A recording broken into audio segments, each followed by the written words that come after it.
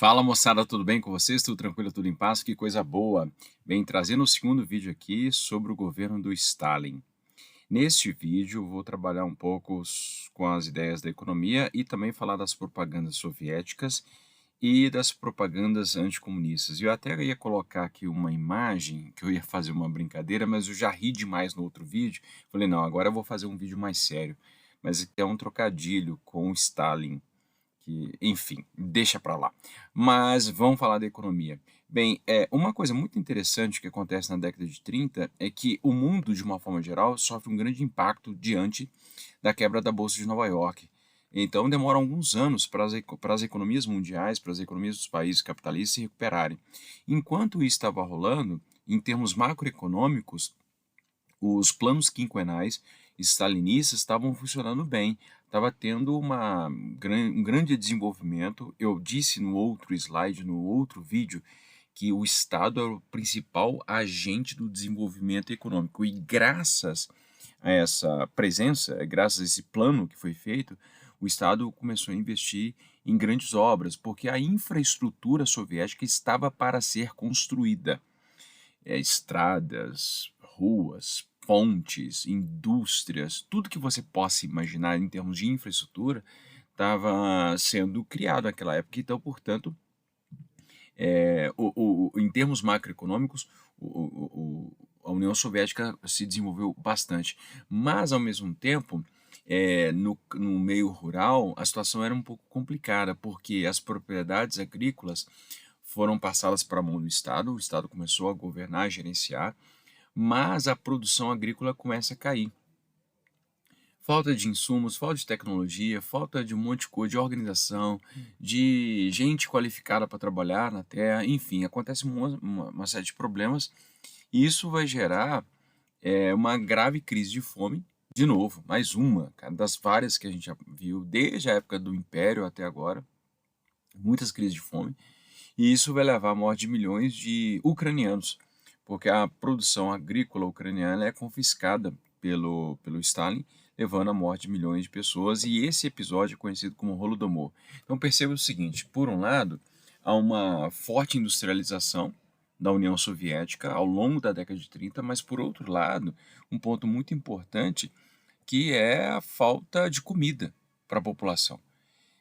E a falta de comida vai levar milhões de pessoas à morte. A União Soviética, já na década de 30, ela demonstra uma dificuldade imensa para oferecer à população os chamados bens de consumo. Bem de consumo é aquilo que você, né, precisa ali no dia a dia para consumir, porque as pessoas recebiam uma espécie de kit, uma espécie de ali uma coisa padronizada, suficiente para eles comerem, para eles terem algumas coisas, roupa, enfim. Mas mais do que isso não tinha. Então havia essa dificuldade. Mas o básico ali era oferecido para todo mundo. Moradia, educação, saúde, emprego, que todo mundo era funcionário público, e dessas coisas existiam. Agora, outras coisas, o supérfluo, por exemplo, é uma coisa que não existia. Mas o que é uma coisa, na verdade, sendo muito honesto, não é própria apenas do sistema stalinista, né? Existem outros sistemas que muita gente em outros sistemas também não consegue ter acesso nem ao supérfluo. Por exemplo, na época do Império, a grande parte da população russa não tinha acesso nem ao básico. Aqui, na época da União Soviética, tem acesso ao básico, mas tem outras coisas que também não têm acesso. Eu quero dizer com tudo isso que não existe sistema perfeito.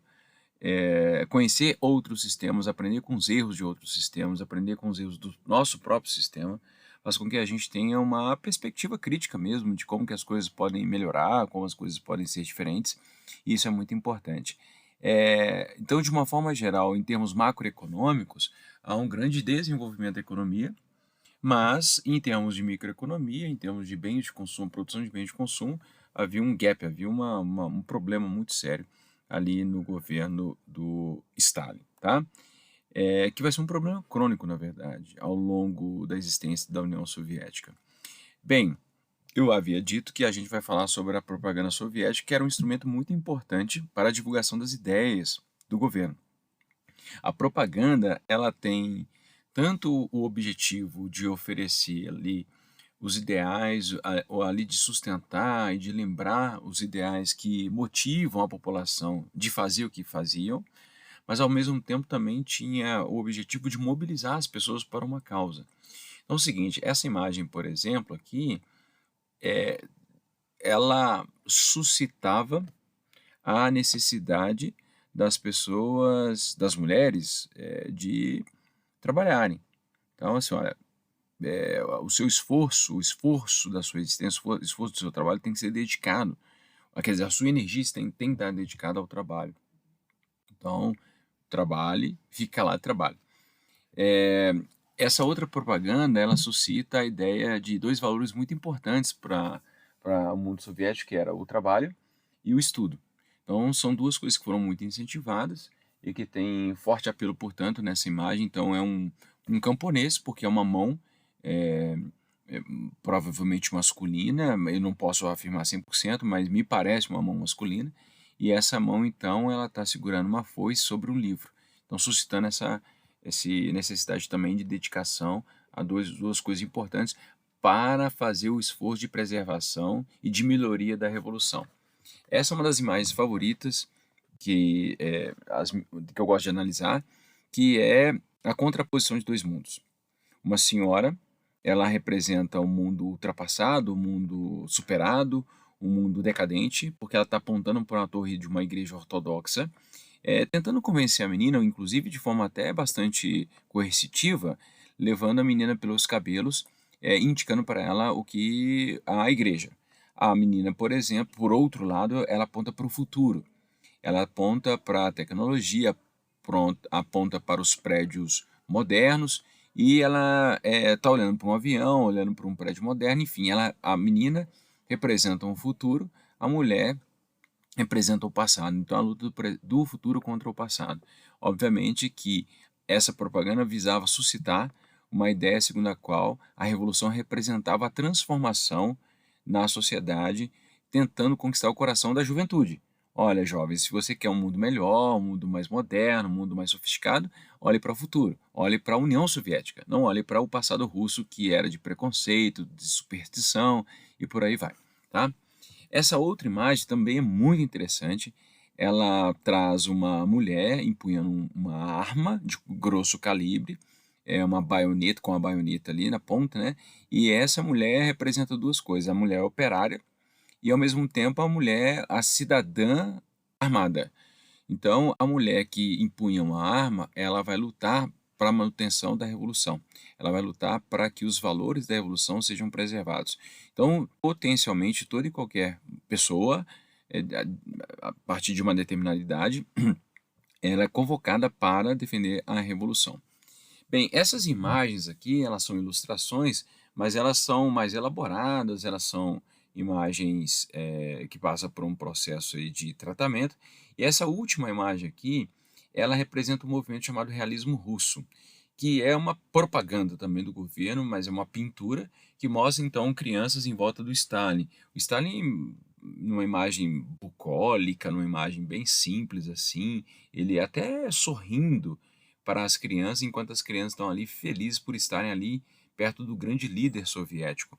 Uma imagem que tenta mostrar que o Stalin está próximo às crianças, está próximo ao povo, está próximo do desejo das pessoas, o que efetivamente era uma propaganda positiva do governo.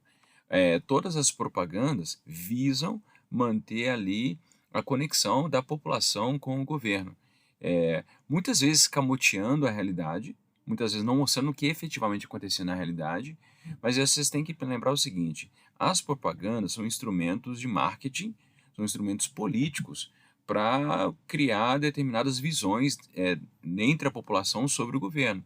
Então não cabe a gente dizer aqui que é verdadeiro ou falso.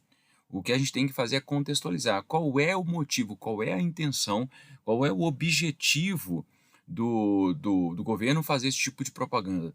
E aí há um consenso que todas as formas de governo fazem propagandas daquilo que eles fazem. E a propaganda governamental, ela obviamente não vai fazer uma propaganda para falar mal do governo. Ela sempre vai falar bem do governo. Então, portanto, quando você vai analisar imagem, você tem que ter em conta o contexto, porque tudo na história é contexto. E aí, o contexto vai definir aquilo que é adequado ou não. Para a intenção, para o objetivo do governo soviético, as propagandas tinham o objetivo de mobilizar as pessoas em torno da causa do governo, tá? Então essa que é a grande ideia, a grande propaganda. Por outro lado, a propaganda anticomunista tem o mesmo objetivo, de mostrar os defeitos, os problemas, exaltando o sistema capitalista contra, em detrimento do comunismo, do socialismo, né? Portanto, tem ali um jogo, tem uma conversa, tem uma briga, tem uma rixa, entre uma briga de imagens, entre uma coisa e outra. Perceba que aqui, nessas imagens que eu mostrei, a presença da mulher é muito frequente. É uma coisa muito interessante, porque as mulheres são muito presentes nas propagandas soviéticas. Porque o mundo soviético inovou no sentido de garantir às mulheres direitos que não eram garantidos no mundo capitalista. Bem, ao fazer isso, acaba que, mesmo com todos os problemas que existiam na União Soviética, isso era um contraponto interessante, inclusive, que mostrava, por exemplo, as limitações morais, as limitações de gênero em relação ao mundo capitalista, que estava ali discutindo, na década de 30, por exemplo, a questão do sufrágio, a questão do voto feminino. Entretanto, vamos ver como é que é a propaganda anticomunista. A propaganda anticomunista, ela tem um forte teor religioso. Por quê? Porque a questão da religiosidade ela é muito forte nas comunidades ocidentais, principalmente no sentido de mobilizar as pessoas pelo medo, o que a gente chama de pânico moral. Nessa imagem, por exemplo, a gente viu o Stalin no corpo de um polvo, ou seja, ele está desumanizado, e que é também uma estratégia muito importante ao longo do século XX. No século XIX já tinha, mas no século XX isso aqui é mais deliberado. Desumanizar o inimigo era uma forma de justificar qualquer tipo de ação contra esse inimigo.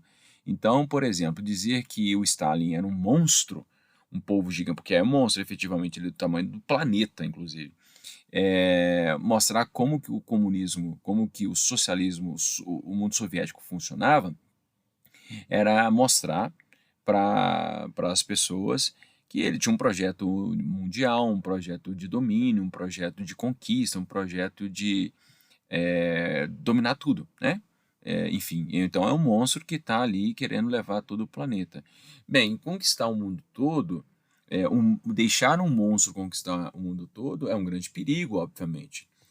Aqui, nessa primeira imagem, não há o elemento religioso, ele é mais sutil, ele não é tão explícito. Agora, nessa segunda imagem, a imagem do fogo, ela é bastante emblemática no sentido de mostrar justamente que o comunismo atuaria como uma forma de levar as pessoas para o inferno. Quer dizer que a América... Um minutinho que eu vou tomar uma água, obrigado. Obrigado. Quem não me conhece, eu estou tomando uma água, então vocês relevem essa parte, tá? Mas aqui nessa propaganda sobre mostrando como que o futuro dos Estados Unidos, por exemplo, é um futuro de destruição, se for deixado que o comunismo atue, o comunismo chegue até os Estados Unidos, né? O comunismo, na verdade, gente, a gente está falando como ideal, tá? É bom esclarecer, é bom ter em mente sempre que o comunismo não existiu como experiência histórica concreta. O comunismo é sempre o ideal. Obviamente que você pode se referir à União Soviética como comunista, mas o nome correto, a nomenclatura correta seria socialismo, ou stalinismo, etc. Tá? Bem, essa aqui é uma das minhas propagandas favoritas, não é uma propaganda, quer dizer, é uma propaganda ali da Europa, eu não sei exatamente de que país. O fato é que mostra aqui um demônio, um monstro, que porta em seu peito uma estrela de Davi. E aqui é uma associação do judaísmo com o comunismo, algo que é muito presente, por exemplo, no nazismo. O nazismo é anticomunista e ele vai utilizar de muita propaganda anticomunista para tentar mostrar para as pessoas todos os problemas que o comunismo, que o socialismo, a União Soviética tinha. E só que a minha imagem favorita é a capa de um livrinho que que se chama Catecismo Anticomunista. Esse Catecismo Anticomunista foi escrito pelo Dom Geraldo de Proença Sigô, que era o bispo de Diamantina, aqui em Minas Gerais. Eu estou falando de Minas Gerais, obviamente, né? Não sei se vocês notaram o meu sotaque. Mas o catecismo anticomunista, ele era uma estratégia muito eficaz de mobilizar a população católica para compreender que o comunismo, que o socialismo era coisa demoníaca. E aqui nós temos uma imagem de Nossa Senhora de Fátima, que ela está sobre nuvens, que está sobre o dragão. É como se Nossa Senhora de Fátima fosse uma espécie de escudo contra as mazelas do comunismo. Dentro do livro, a mensagem é muito interessante, porque o Dom Sigô usa da mesma metodologia dos catecismos da doutrina católica para ensinar os cristãos do perigo do comunismo. O que eu quero dizer é o seguinte: o católico, quando ele entra no catecismo, por exemplo, para aprender sobre a doutrina, geralmente ele recebe um livro em que lhe é ensinado a doutrina católica, em uma metodologia de perguntas e respostas. Por exemplo, tem lá numa primeira pergunta do catecismo católico: quem é Deus? Aí imediatamente tem uma resposta: Deus é a força suprema, criadora do céu e da terra, etc, etc, etc. Quem é Jesus Cristo? Jesus Cristo é o seu Filho, Salvador, que veio ao mundo, morreu na cruz, enfim. Então, na metodologia de perguntas e respostas, a criança que tem acesso ao catecismo, ela vai ali aprendendo, né, a doutrina da Igreja Católica. E o Dom Sigô faz a mesma coisa, só que ao invés de falar da doutrina católica, ele fala do comunismo. O que é o comunismo? Comunismo é a ideologia demoníaca que quer destruir a família. Quem é Karl Marx? Karl Marx é o profeta do demônio que escreveu, que criou o socialismo. E aí, então, ele vai criando essa estratégia metodológica para que as pessoas possam aprender sobre o perigo, né, do comunismo, do socialismo. Portanto, esse catecismo anticomunista foi espalhado na comunidade católica ali de Diamantina, mas também chegou em outros lugares. Mas a propaganda anticomunista no Brasil é uma coisa muito forte, muito presente ao longo da história do século XX. Tanto é que até hoje o anticomunismo é uma das principais ideologias que nós temos aqui no Brasil. Tá bom, moçada? Então, com essa análise desse catecismo anticomunista, da capa, né, do catecismo anticomunista, eu encerro esse vídeo e aí a gente vai ter mais um vídeo só em que a gente vai abordar o fim do governo stalinista. Qualquer dúvida é só chamar, coloca lá o seu comentário bonitinho, fazendo elogio. Crítica não pode, tá? Crítica não pode, só pode elogio. Fala assim: Edmar, você é muito legal. E se quiser também mandar um chocolate, eu estarei pronto aqui para receber esse chocolate. Não sei como, mas estarei disponível para vocês. Gente, um grande abraço para vocês e até mais.